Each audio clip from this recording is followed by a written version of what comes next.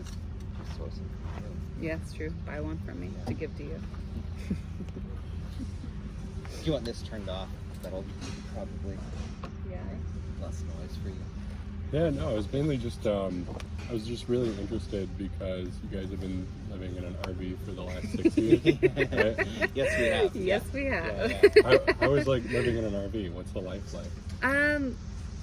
You know, it's like having a house that you had, like home ownership and RV ownership are kind of the same thing, except your house is moving down the highway at like 70 miles per hour. and so So it's a lot more terrifying. It is a lot more terrifying. Yeah. Yeah. So do you have like things all break of your... a lot is what I'm trying to say. Okay. Yeah. So you mostly have everything mounted down then, right?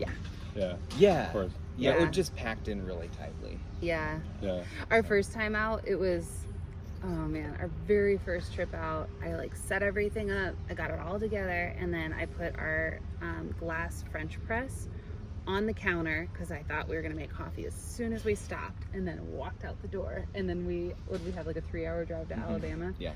And we got to Alabama and I went back and I was like, where did that French press go? Yeah. There's just glass everywhere. I don't know why. It just didn't occur to me. It didn't occur to me. Oh my. So your lives before you started moving in an RV, what was that like? Did you guys have like day-to-day jobs, 9 to 5s? Yeah, Well, not exactly 9 to 5s. We were living in Nashville at the time, and we were trying to make it as musicians, not necessarily in Nashville, but we were doing a lot of touring at the time. And so I was a nanny, and I cleaned houses, and I was doing some PR work, and Scott was working at a coffee shop and doing odd jobs. So we were kind of like trying to make ends meet so that we could have enough money to pay rent at a house so that we could go tour not in that house. Right. And then come, so it just wasn't making sense. So we hacked away at that for 5 years in Nashville, and then we got tired of it, and then our landlord left us without heat during an ice storm for like 12 days, and we were like, we're done. Screw it. So we gave our bosses like a 30-day notice, and our landlord a 30-day notice, and then we left. We got a camper, and then we left, and we didn't know anything. We had no idea what we were doing. Yeah, they should really like make you take like a training course on how to operate a camper. They should. There's a lot more resources now, and I feel like even then we were really fortunate. Like we had plenty of resources, I think, by that time, like the internet, obviously. But even like now, compared to where it was, there's even like everybody can live in a camper now. Yeah, it's pretty easy to do. So there's a lot of transitioning that went into just like living on the road. Yeah, I think a lot of like psychological stuff too, like just not like knowing where home is, like And never breaking free from materialism as well. Yeah, definitely. In a lot of ways, like a lot of the stuff that we packed in that we were like, we absolutely will need this stuff. These are the things that like we cannot part with. After a year, we were like, oh no, we can part with that. And so it's been. Scott actually has this, there's this poem that we both love called The Art of Losing. It's by Elizabeth Bishop. And the first line of it is, the art of losing is hard to master. And then she goes on to talk about how she tries to lose something every day. And she says stuff like, I lost my car keys, I lost, all these things. I once lost an entire city. And it's this really beautiful poem about, just trying to lose something and see how you feel about it, and knowing that you're still completely you without those things. And so we have that poem posted in our camper, and we just try and remember when we lose something, it's good for us. It's good for us. Yeah. And then every year we get rid of more stuff. Every single year. Yeah, I think what we've learned is that you need fewer pairs of shoes, but like better shoes. Yeah. You know what I mean? Yeah. You need like we end up spending more money on the things that we are going to use than, maybe not more money, but we buy quality products rather than just quantity of products. Because like they need to last, they need to work. They need to work. Like hard plastic plates instead of like something that's clay that would break, or like paper plates. Yeah. So we ended up getting these tin plates that we use. We put it just off for about years everything. though. Like we traveled with like our old thrift store porcelain plates or not porcelain but clay, for what, the first 3 years, because I just was so attached. I was just so like, because I loved them, because that was from my first house, and they're not worth anything, but they were, you know, something for me.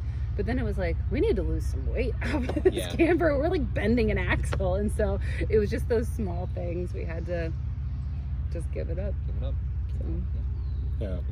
Being as someone who left a lot to unicycle across the country,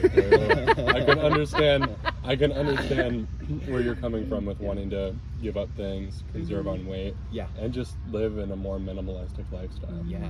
And like, so you said that getting to the point of wanting to live in an RV, mainly what drove you there is just the fact of your living environment. You just didn't enjoy that at all. There was nothing for you. It was impractical. And then what did you see? Like, what did you project the future to be like from before you were living in an RV? I don't know if we had a projection.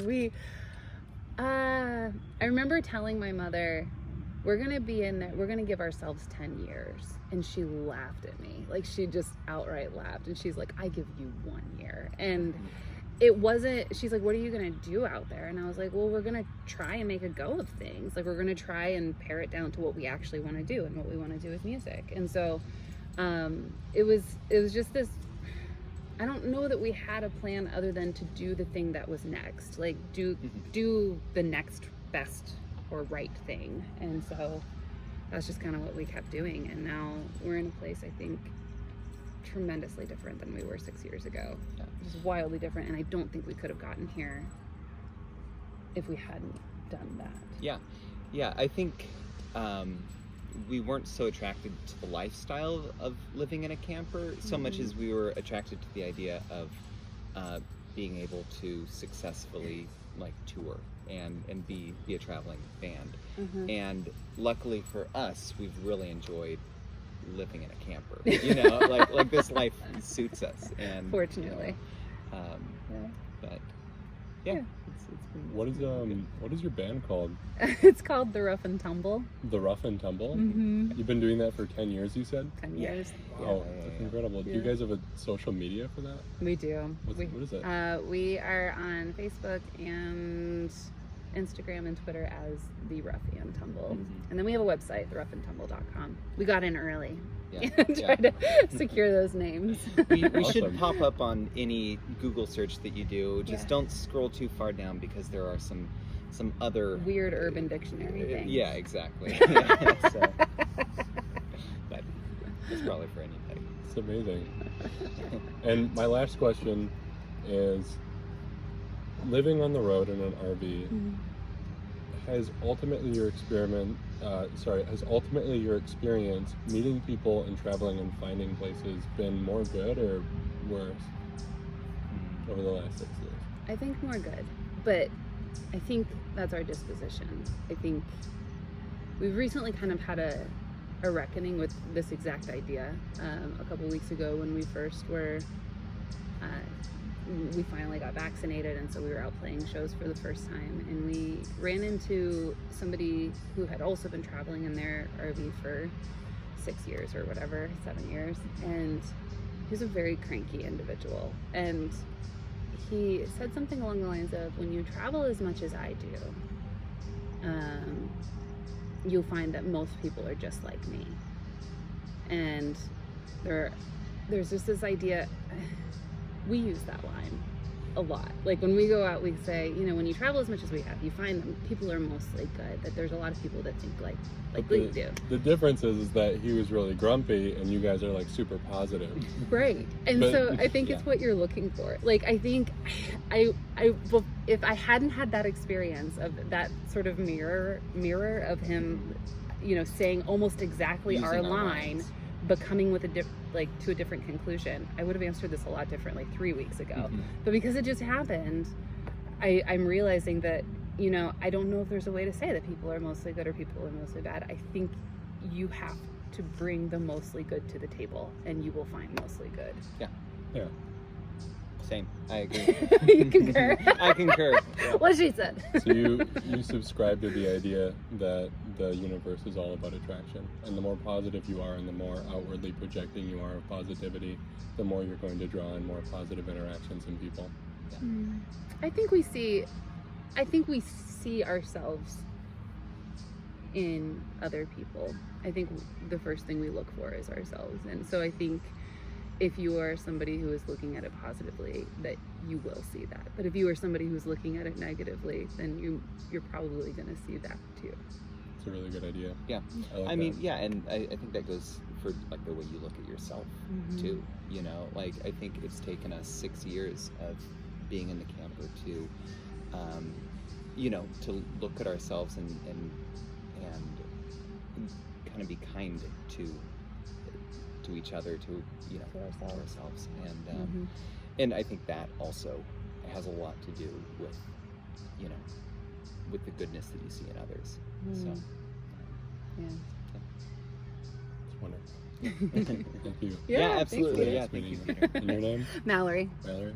Scott. Scott. Yeah. Things are on the tail. Sorry. Yeah. No worries. It's not breakable. That was